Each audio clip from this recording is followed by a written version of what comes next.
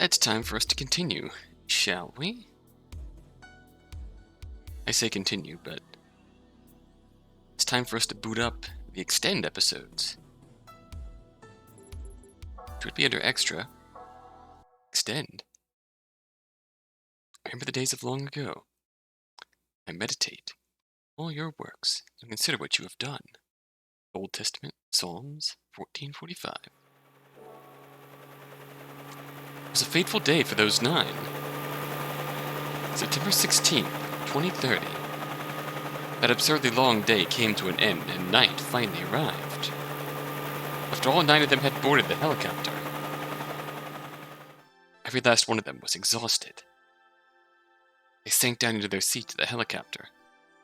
Each of their faces expressed both the relief of having survived and the joy that the others survived as well. よかったよ。本当に夏彦とよりも無事に脱出できてさ。生きて脱出できるかはやっぱり少し賭けだったからね。それにしても真白、ありがとうな。ちゃんと僕のテレパシーをキャッチして迎えに来てくれて。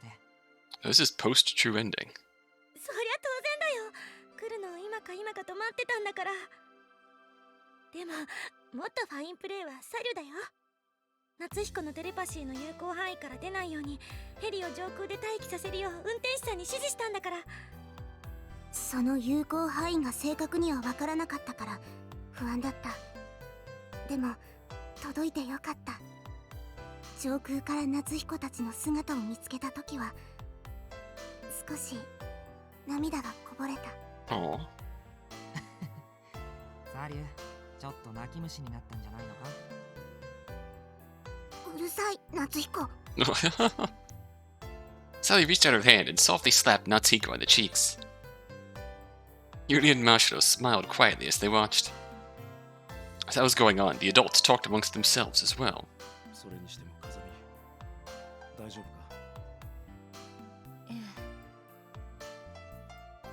Kazumi was sitting near Nagisa's body when she answered. この子は私に言ってくれたわ。私がこの子を覚えている限りずっと一緒だって。思い出せばいつでも会える。だからこの悲しみにも耐えられるはず。今はこの子と最後に再会できたことをせめてもの救いだと思って。 Kazumi said no more. Jun softly grasped her hand beside her. お姉ちゃん、一緒に。 Oops. そうね。 Sorry. Kazumi responded as she wiped the tears away from the corners of her eyes. Watase quietly wrapped his arm around her shoulders. That's when Anna finally broke her silence with an anxious tone in her voice. それで、隊長さん、浮田さん、これからあなたたちはどうするの？もちろん実習するつもりだよ。そうだま。僕らの罪は公の場で裁かれるべきだ。超過局に着いたらそのまま逮捕してくれ。俺もおっさんもだ。そう。分かったわ。私たち超過局員は逮捕権も持ってるから、私がこの手であなたたちを司法の手に引き渡すわ。ああ、それがいい。Watase then looked to the kids. He spoke in a low voice to Natsuhiko, who was leaning against the helicopter's seat. なあ、夏彦。俺はこれから一生かけて自分の罪を償おうと思う。僕もだよ。僕らは道をたがえてしまった。それを認めなければ何も始まりはしないから。Excellent. 獄につながれ。そこから出たとしても償いは続くだろう。俺たちの罪が消えることはない。だがそれでも償おうと思えるようになったのはお前のおかげだ。ありがとうな、夏彦。Oh. いいんだよ、そんなこと。お前ならきっとやり直せるってそう思ったから。だから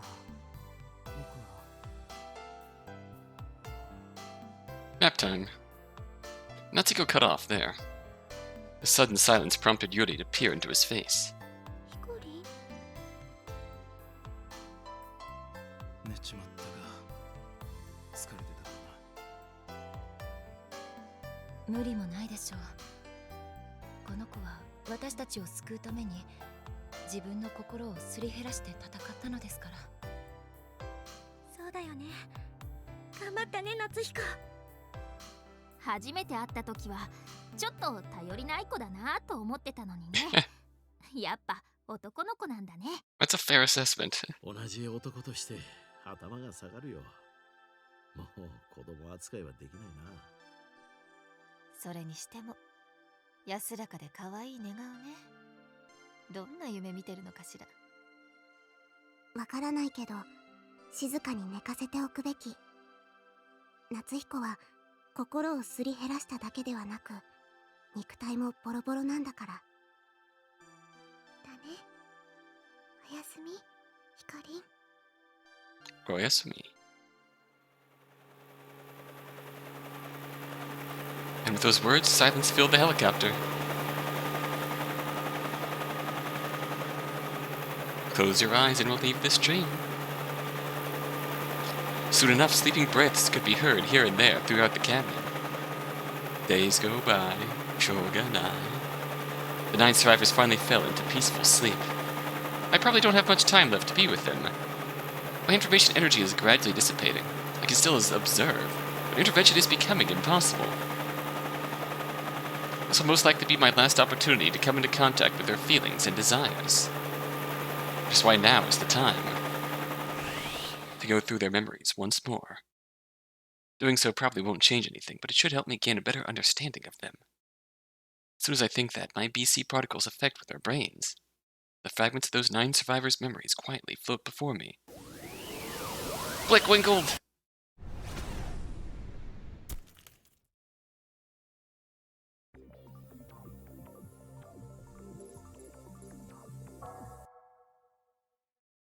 Oh, what?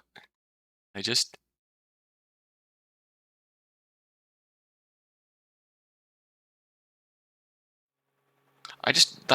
literally restarted this. Okay, well, let's make sure we don't go backwards again. Out of curiosity, does this take us out of the menu? Yes, it does. Yay! Okay, fortunately, going back into it just gets us right back where we started. So, let's go straight down, 1 to 9, shall we? We're gonna rock around the clock tonight.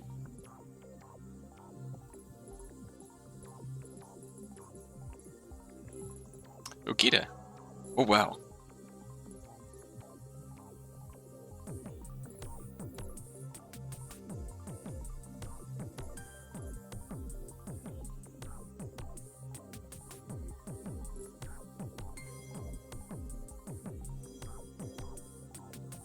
Okay. Oh, wow.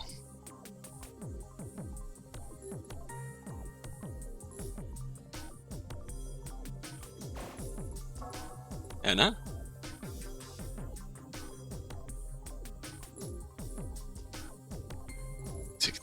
That means that these are scenes that we've seen. Oh my god, that's a lot of keys in here.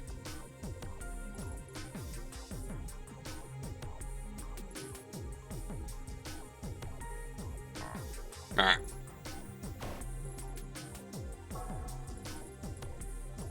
I do not know where to start in here.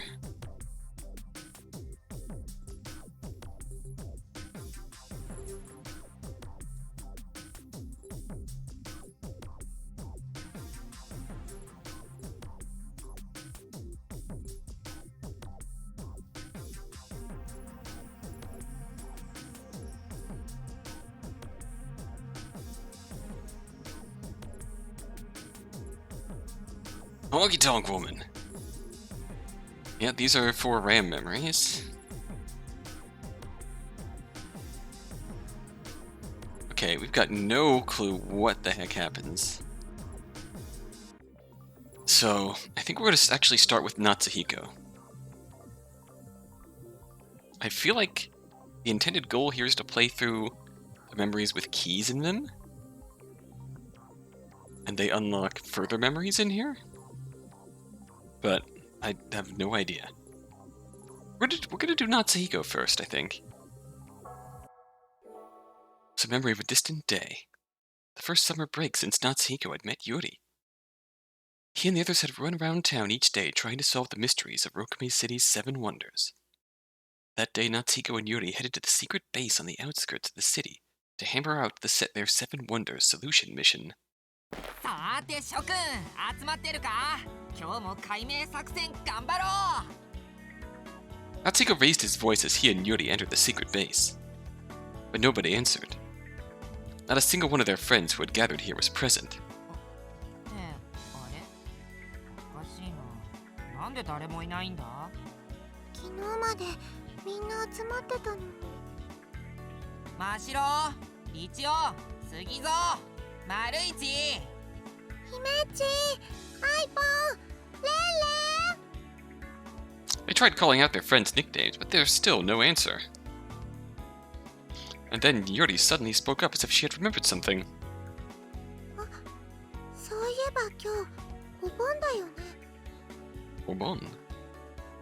お盆なんかね、田舎のね、おじいちゃんとかの家に行く日らしいよ。 Oh. Some sort of ancestors' celebration holiday. あそういえば真白が言ってたな今日から北海道のおじいちゃんの家に行くって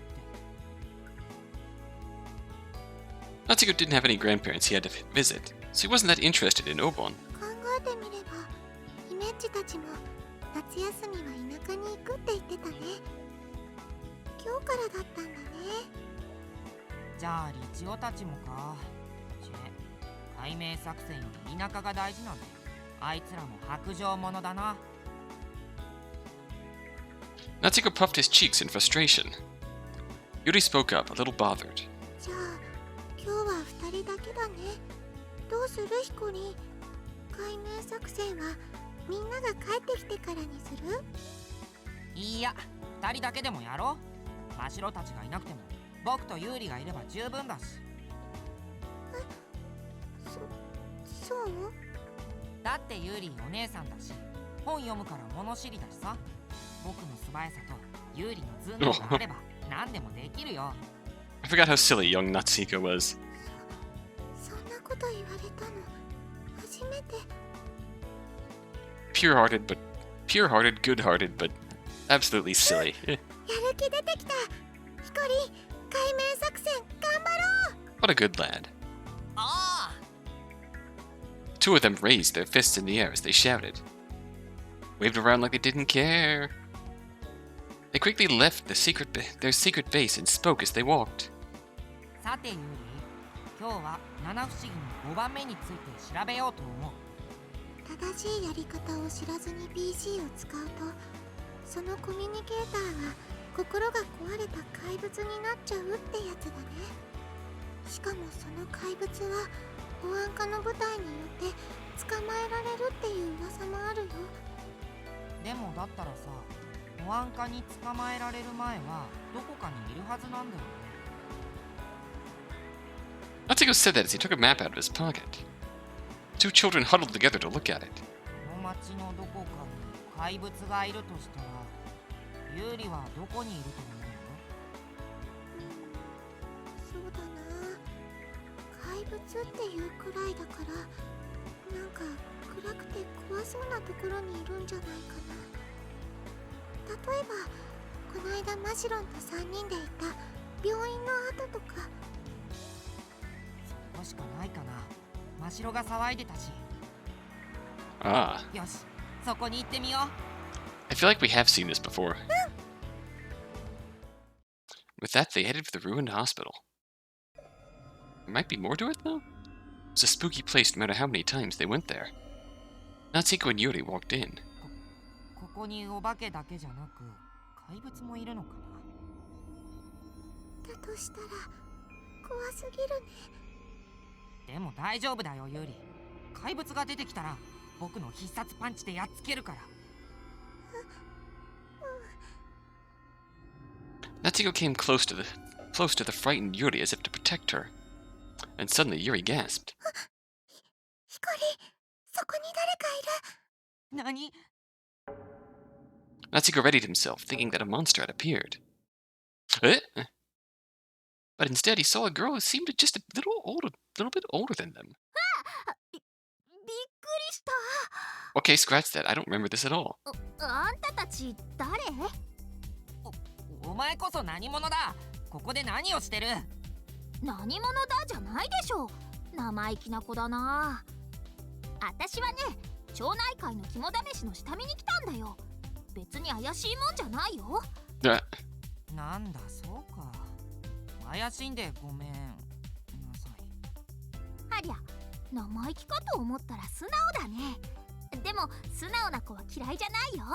Yeah, respect. ところで、あんたたちこそ何してんの？あんたたちも肝試し？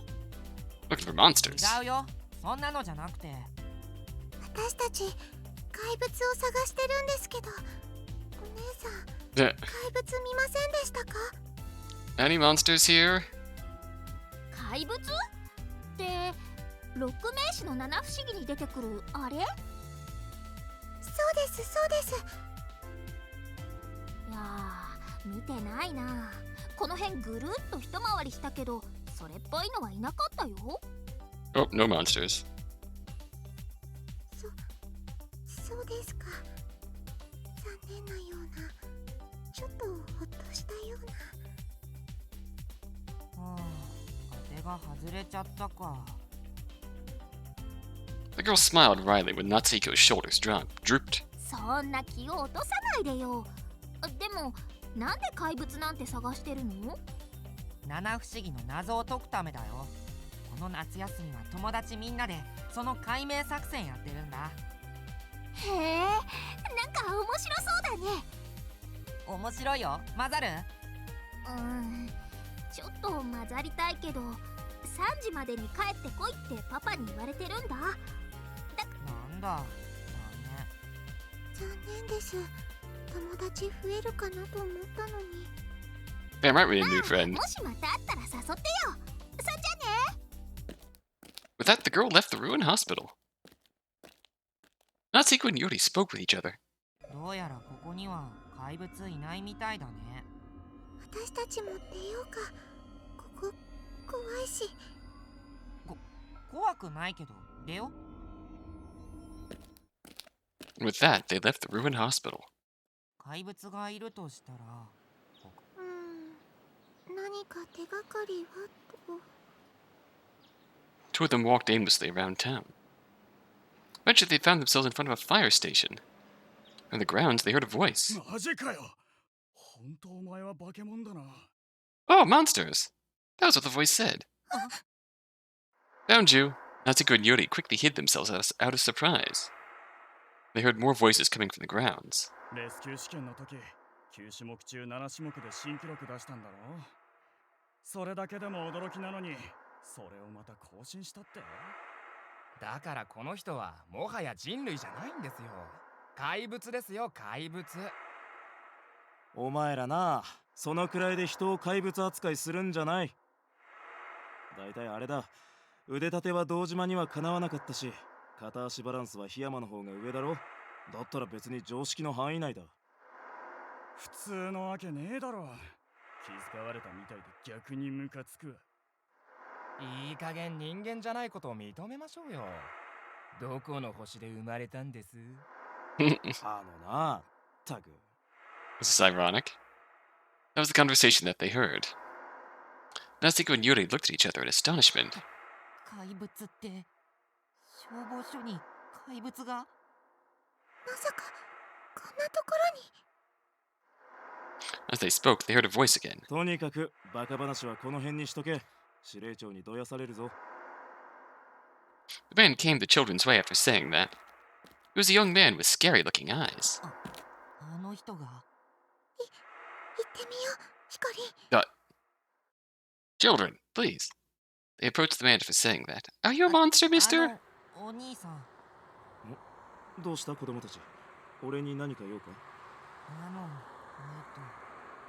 兄さんは怪物ですか？はあ？ The man widened his eyes and raised his voice hysterically. ちょっと待ってくれ。なんでそんなことを。だってさっきそう呼ばれてたから。バケモンとか別の星で生まれたとかも。チェ、堂島たちのせいか。あのな、子供たちよ。別に俺は怪物でもバケモンでも宇宙人でもない。どこにでもいる普通のレスキュー隊員だ。でも目つきが怖いし。ほっとけ、生まれつきだ。というか目つき関係ないだろ。Hey now. とにかくな、怪物なんてものはいない。あんまり人をそんなもん呼ばわりするんじゃないぞ。はーい。The man shook his head in frustration and headed for the grounds. Natsuhiko and Yuri took a deep breath. 怪物なんていないだって。あの人六名士の七不思議知らないんだね。そうだね、教えてあげた方がいいかな。やめとこ。なんかあの人怖いし。それよりさ、他に怪物がいそうなところってどこかな。その怪物はもともとコミュニケーターなんだから BC に関係するところにいるのかな。 BC に関係するところといえば。 Natsuhiko took out his map again. Yuri then pointed somewhere out on the map and spoke up. ここだよ、超神剣。あの BC の研究所か。そこは怪しいな。行ってみよう、ヒコリ。 The kids left the fire station together. The PRC was closed. 入れないね。別の日に来ようか。そうだな。ここが怪しいってことは分かったわけだし、今日はこれで十分かも。また別の日に真城とかも連れてこよう。And with that, Natsuhiko and Yuri walked off. And then they heard a voice. もし え？ Oh, all right. Round 3.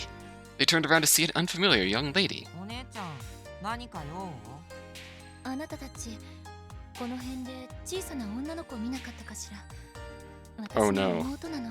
Is this Cosme during her worst time? さっきまで一緒にいたんだけどはぐれてしまって。ちょうどあなたたちと同じくらいの年の髪の長い可愛い女の子なんだけど。 Yep. 女の子？病院で会ったお姉ちゃんか How prescient. あのお姉さん、私たちより結構年上だったよ。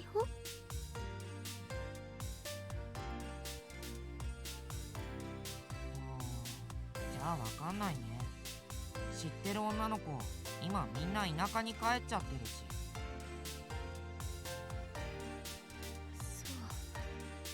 そう。じゃあもし見かけたら教えてね。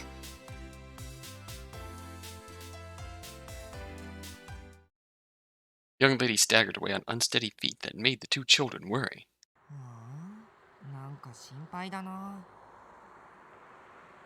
ヒコリ、私たちもその女の子探してあげない？そうだね。解明作戦も大事だけど、人助けも大事だし。 With that, the two of them set off. Ran recklessly without a clue as to where they would find her. The only hint they had was that she was a long-haired girl about their age. They tried going to the school where Natsuhiko and Mashita were set to enroll the next year. But they didn't see any girl like that there either. Eventually the sun started to set, but Natsuhiko and Yuri didn't give up their search. In the end, when they visited the park, they finally found a girl who matched the description. お姉ちゃん、 Oh! ここにいるの？ What? 暗くなってきちゃったよ。怖いよ。 How? ヒコリ、あの子じゃない？やった、きっと間違いないよ。でもあのお姉さんにどうやって伝えよう。 BC で？私テレパシーまだ使えないよ。僕もどうしようか As they spoke, they saw a familiar person by the park entrance. な。あのお姉さんだ。ちょうどよかった。行こうヒコリ。 The two of them nodded and ran off to her. お姉さん。あなたたち探してた女の子見つかりました。ほら、あそこに。The young lady said that name and immediately ran over to the girl. The girl noticed her older sister and spoke up too. お姉ちゃん、渚、心配かけてどこ行ってたの？ごめんなさい。ヘリコプターが飛んでたからそれを追いかけてたら隠れちゃったの。もうこれからは私に何も言わずいなくなっちゃダメよ。はーい。 The sisters hugged each other after that. Natsuhiko and Yuri smiled as they watched. これにて一件落着だ。そうだね。本当によかったね。さーて、暗くなってきたし、僕らもそろそろ帰るか。お姉さんたちに何も言わなくていいの？いいことをした後は何も言わずに去るんだよ。その方がかっこいいんだよ。そうなの？じゃあそうしよう。 With that, Natsuhiko and Yuri left the park. How long is this scene? It was completely dark by the time they got back. They walked hand in hand under the starlight. ユーリ、今日はいい日だったね。作戦も進んだし、人助けもしたし。そうだね。二人っきりの解明作戦もこれはこれで楽しかったね。明日も解明作戦頑張ろう。 Yuri said that with a smile. Seeing her pure, bright smile made Natsuhiko kinda happy too, so he smiled back. Summer break wasn't over yet. Their adventure would continue tomorrow and the next day too. Each of those precious memories would be etched into Natsuhiko's mind, along with Yuri's smile.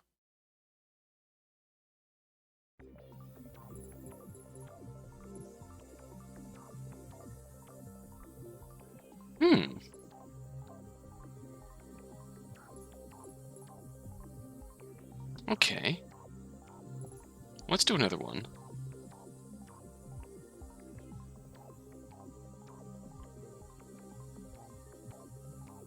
I think it's pretty safe to say that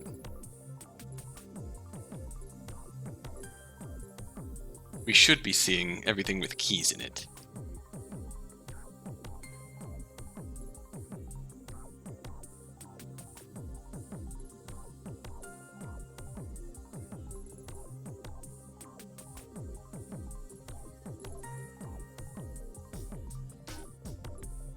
Beyond that, I'm not sure.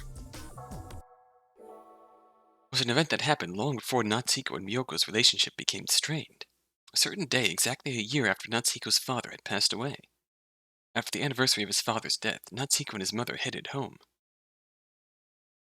Once he had finished visiting his father's grave, Natsuhiko walked through the park with his mother hand in hand. His mother whispered to him in a gentle voice.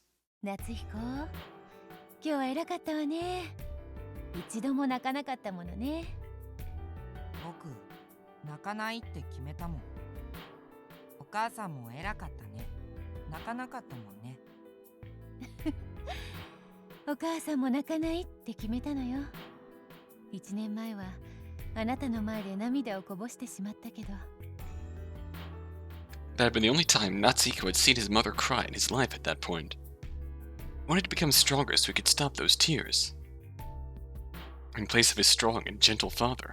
それにしてもお父さんってさ、いつも笑ってたよね。そこがね、僕、お父さんの一番好きなところだった。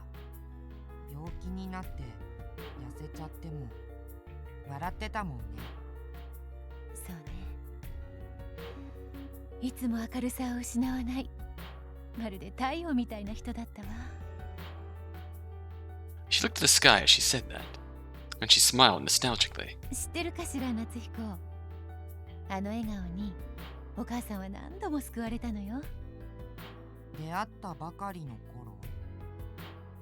Now that he thought about it, he had yet to hear his mother talk about how she'd met his father. Ever since he was born, his parents had always been mom and dad to him, so he never even imagined they had a past he didn't know. He became a little curious and decided to ask her about it. お母さんとお父さんっていつ出会ったの？もう8年ほど前になるかしら。私がまだ実家にいた頃よ。実家？私が生まれ育った家のこと。夏彦には会わせたことがないけれど、私にも両親がいるのよ。その人たちの家ね。そうなんだ。おじいちゃんとかおばあちゃんって人？そうよ。でも私の家にはなんていうか少し問題があってね。Oh. 格式ばかり高いけれど家族間の愛情とか絆はあの家の人たちにはなかった。Sort of a cold そ household. こで私はひどく不自由な生活を強いられていたわ。幼い頃の思い出は勉強のことばかり。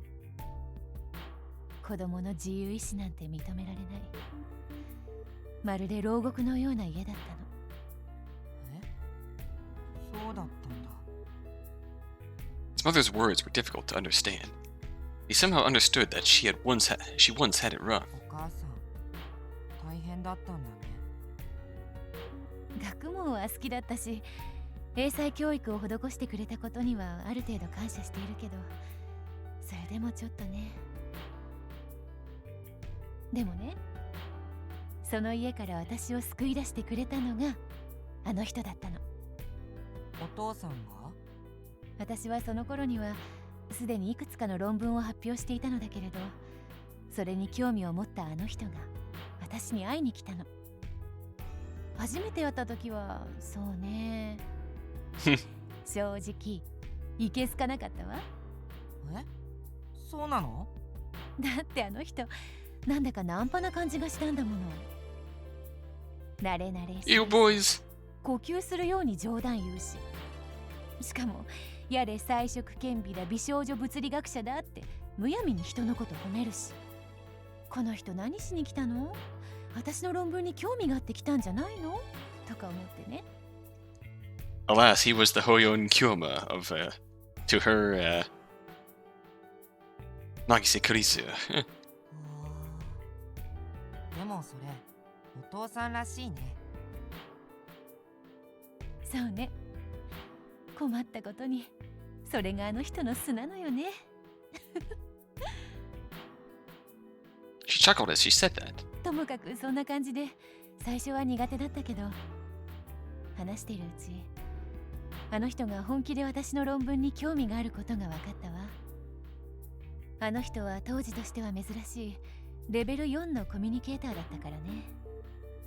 自分が生まれつき持っていた能力の謎をどうにか解明したいって思っていたらしいのよ。物理学的なアプローチなども含めて。私もあの人の能力に興味を持ち、解明に協力することにしたわ。つまりお父さんの BC の謎を解くってこと？そう、興味深い研究テーマだったからね。そうやって二人三脚で研究を進めるうち、私たちはいろんな話をするようになった。その頃はまだ私は心を許しきってはいなかったけど、それでも少しずつ家庭の事情を話したりもしたわ。そしたらあの人どうしたと思う？いきなり泣き出したのよ。え？お父さん泣いたの？なんだか私に感情移入したらしくてね。あの人は天涯孤独の身だったから逆に感じるところがあったらしくって。でもこっちは淡々と話してるのにいきなり泣かれると混乱するじゃない？その混乱はそれからしばらく続いたわ。私なんかの話に涙を流したあの人がその Shocking. Strange. なんでもないわ。いずれにせよそれから私たちの関係は少し変わったの。私の心をあの人がエンパシーで読めるようになるくらい。 Eye-opening. そして誰にも語らなかった私の内面を知ると、あの人は笑って言ったわ。大丈夫だ、俺がきっとなんとかするって。あ、それお父さんの口癖だったね。Oh. そうだったわね。基本的に向こう水な人だったから。でもその笑顔を見ると不思議とあの人に全てを任せてみたい気持ちになったのよ。わかる。でそれからのごたごたは省くけど、最終的にあの人は私を実家から強引に連れ出すようにしてお嫁さんにしてくれたわ。結婚当時私はまだ18歳だった。 Wow. Wow. Huh. 若かったわね、いろいろな意味で。そうだったんだ。なんかお父さんすごいね。そうね。後から考えると、あの人に出会ったところから私の本当の人生が始まった気がするわ。 Miyoko looked at Natsuhiko again as she said that. ねえ夏彦、あなたはしゅんさんが私に残してくれた何より大切な宝物よ。私は口下手だからうまく伝えられるかわからないけど、しゅんさんを愛したのとはまた別の意味で、私はあなたを愛してるわ。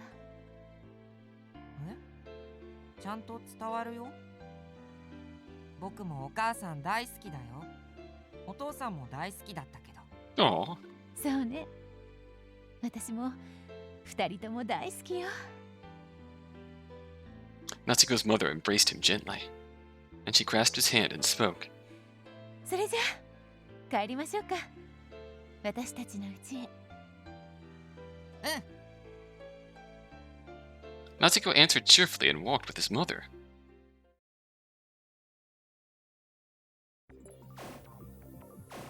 Oops.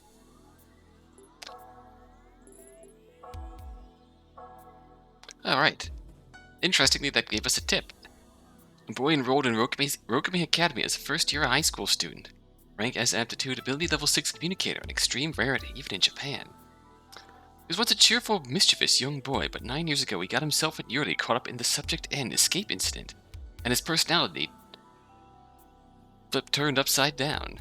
Then distanced himself from others and lived a calm, quiet life, but as he joined forces with Mashito to prevent a terrorist attack on Rokumi City, he returned to his former self so as to not repeat the same mistakes of the past.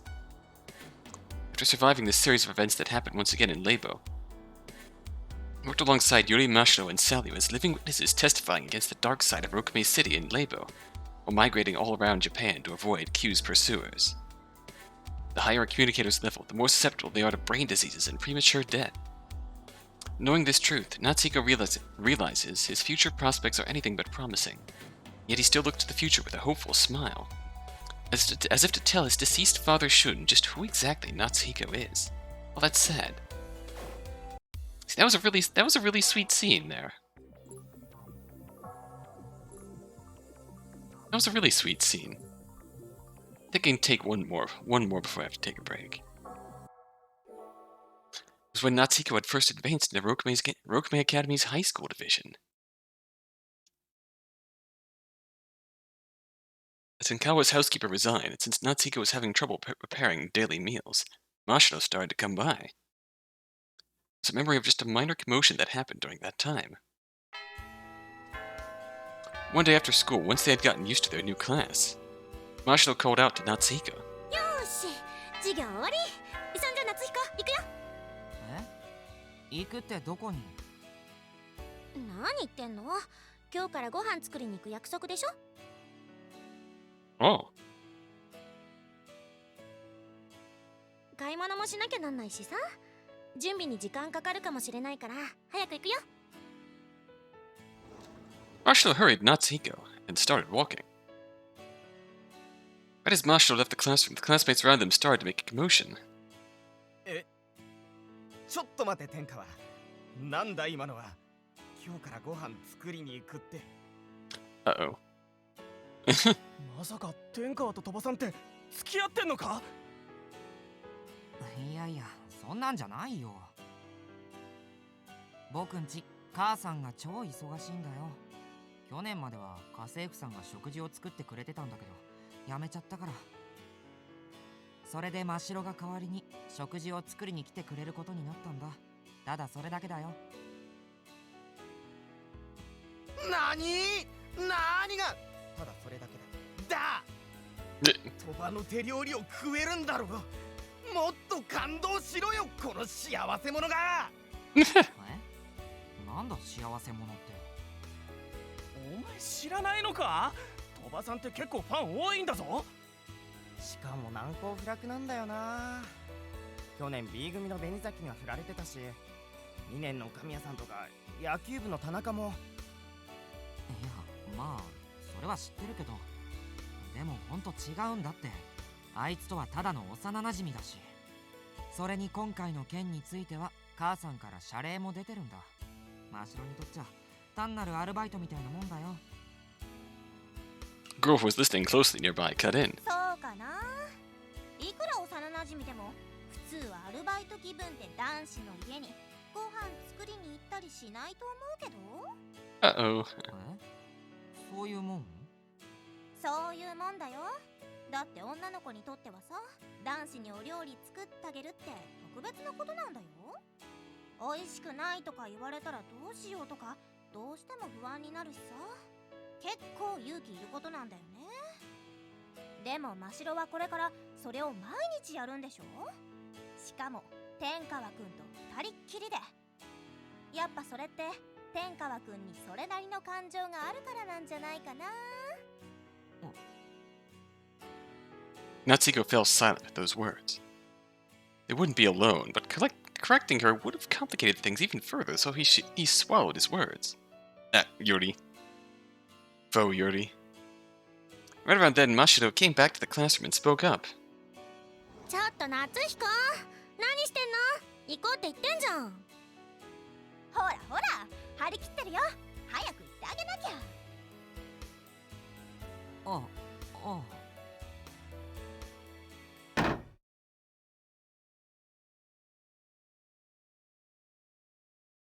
Flustered, Natsuhiko stood up and left the classroom with Mashiro. それにしても羨ましい。Natsuhiko left with those resentful words at his back.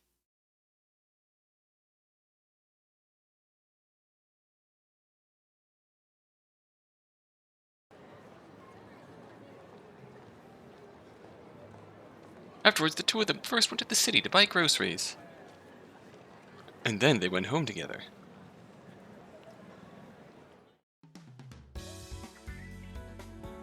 Once they were in the house, Mashiro rolled up her sleeves. よーし、じゃあ今日は真城さんが腕によりをかけてお料理しますよ。今日は記念すべき第1回ってことで、夏彦の好きなクリームシチューとサラダを作ります。あと、ユーリの好きなふわふわトロトロのオムレツなんかも作りましょうか。ああ、嬉しいね。でもいきなり3品もいっぺんに作れるか？心配ご無用。昔からお料理は好きだったし、いつもお母さんの手伝いしてるしさ、慣れたもんよ。さーて、まずは食材を切ってお鍋を火にかけて。 As Mashiro talked, she looked around the kitchen and stopped in horror when she saw the stove. うわあ、私の知ってるコンロと形が違う。ガスコンロじゃないのこれ。 Uh-oh. ああ、なんか最新式の電磁調理器らしい。母さんも僕も全く料理しないからよくわからないんだけど。大丈夫だよ。ノープロブレム。基本は一緒でしょ。シチューくらいどうやったって作れるって。手伝おうか？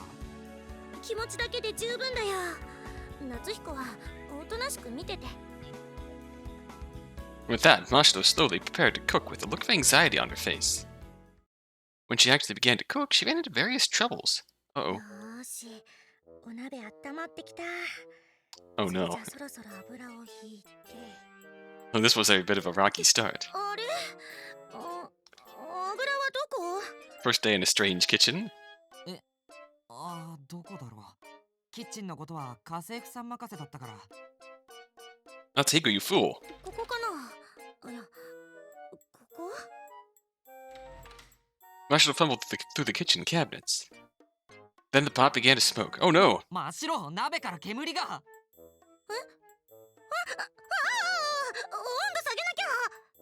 ってあれ、温度どうやって下げんのこれ？どうだろう。そのボタンじゃないか。 Put your fingerprints on 2 designated locations and then think hard. 了解。それじゃポチッとな。 Push all the buttons. Oh, that's up. おお、煙 Oh no. That's up, not down. これは温度アップか。じゃあそっちのボタンだ。 That button's very up. Oh god. The pot is melting now. The motion continued just like that.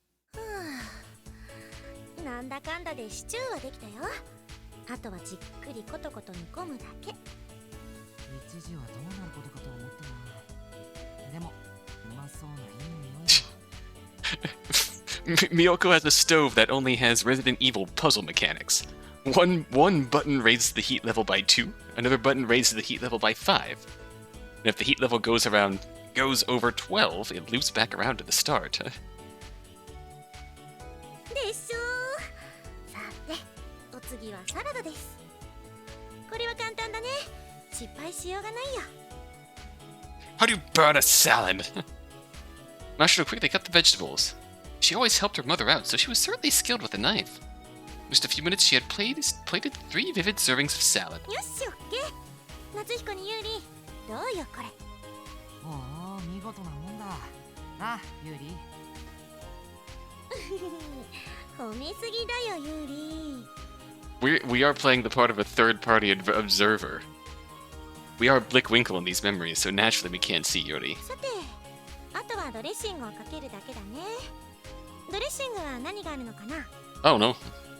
Mashiro opened the refrigerator and her face froze. 何もない？ドレッシング使わないのこの家。We eat our salad raw. え？あ、違う気がしてたんだ。ごめん、気づかなかった。どうしよう。それは予想だにしてなかったよ。落ち着け、マシロ、焦りすぎだ。僕がコンビニで買ってくるから待ってろ。お願い。 Okay, flustered Mashiro is adorable. I gotta say. He bought dressing and went straight back home, although we already knew that. マシロ、ドレッシング買ってきたぞ。そっちの守備はどうだ？ Natsuhiko, the salad's on fire! オムレツに取り掛かり中。もう2人分できました。 As Mashiro answered, Natsuhiko saw 2 plates topped with beautiful spindle-shaped omelets. Ooh. すごいな。これも見事なもんだ。オムレツには自信あるんだよね。目つぶったって作れるよ。今3枚目ができるから待ってて。 Mashiro winked with the frying pan in hand. She quickly started whipping her wrist, gathering the egg onto one side of the frying pan. さあ、オムレツ作りのハイライト。 Uh-oh. フライパン返しですよ。 Uh-oh. それって卵を空中に放って裏返すやつか。 Yeah, just watch いい me. のか、マシロ。 Oh, now my omelet is on my head. 慣れればそんなに難しくないんだよ。まあ見てなって。 Mashiro grasped the frying pan tightly as she said that. Then she flung the egg into the air. Uh-oh.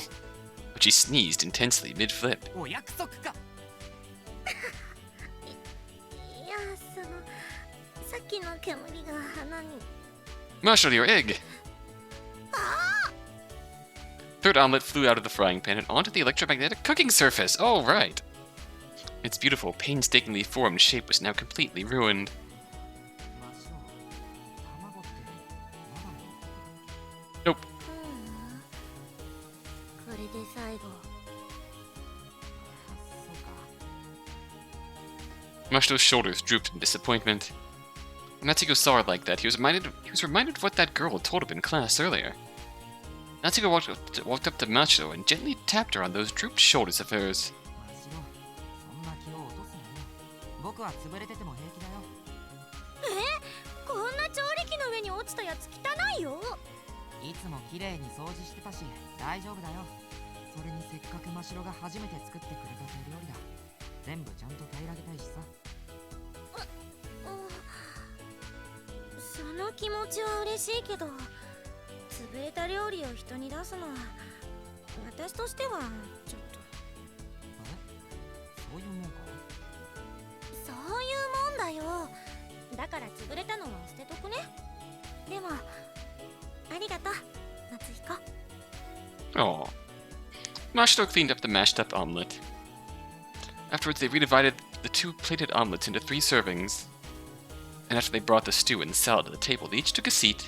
よし、紆余曲折ありましたけど、ようやく完成しました。おうまそうじゃないか。それじゃあ皆さん手を合わせて。いただきます。 Natsuhiko got to work on eating the meal. First he got a mouthful of stew. The taste was somewhat different from what the housekeeper had always made, but it was still delicious in its own right. Marshall's face suddenly soured when she took her first bite. あれなんかどことなく焦げっぽい味が。 Oops. そうか。火にかけすぎて焦がしちゃったのかな。じゃあオムレツは？ Marshall quickly tried the omelet. Natsuhiko followed suit. Her face darkened even more. なんかちょっと固まっちゃってる。ガスコンロと電磁調理器で火の通り方が違ったんだ。 Dramatically. Marshall seemed to be on the verge of tears. It's the first time. Natsuhiko gently spoke to her. 安心してくれましろ。どっちも美味しいよ。本当に？ほんとほんと。あの家政婦さんより料理うまいと思うよ。そうならよかったけど。ありがとうなマシロ。いい夕食だよ。これから毎日こんな料理が食べられるなんて楽しみになったんだな。そうだね。私も楽しみになってきたよ。明日からもっと頑張るね。ああ、期待させてもらうよ。Two of them smiled at each other. Their calm, friendly time passed by slowly.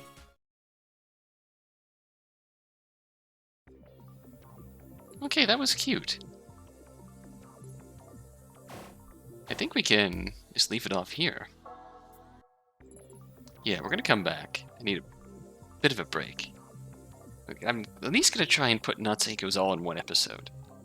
And then, from there we'll decide how much we should actually be doing. Because this will show us how these keys work. Then we'll figure out how much we're doing and how much we want to be doing.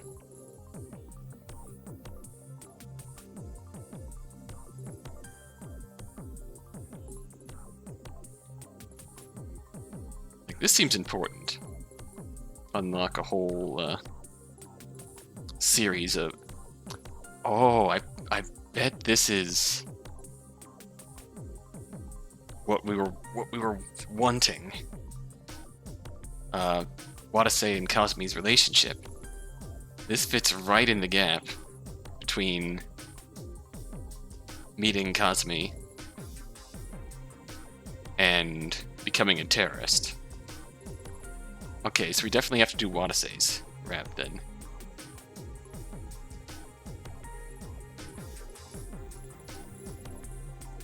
I am quite curious to see if the non-key scenes are worth seeing.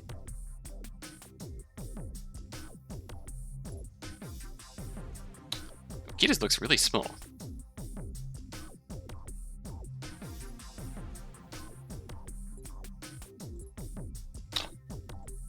Shit ton of keys here.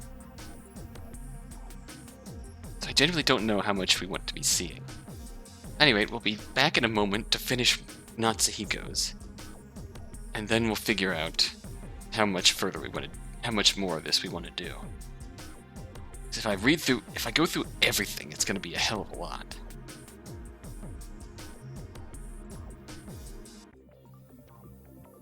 And you know how long this series has been already. So figure maybe it'll be just something I come back to occasionally to do another character. I'm just sort of like doing a scene at a time in the spare time, just sort of working my way through until I have a full episode of a one character's Xtend episode, and then post that. Possibly. It's going to be a lot of work, but I've already put a lot of work into this. I also want to move on, though, to new things. I do want to come back to this over time, but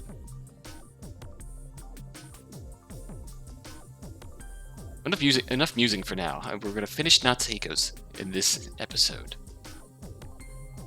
and then we'll decide what to do from there.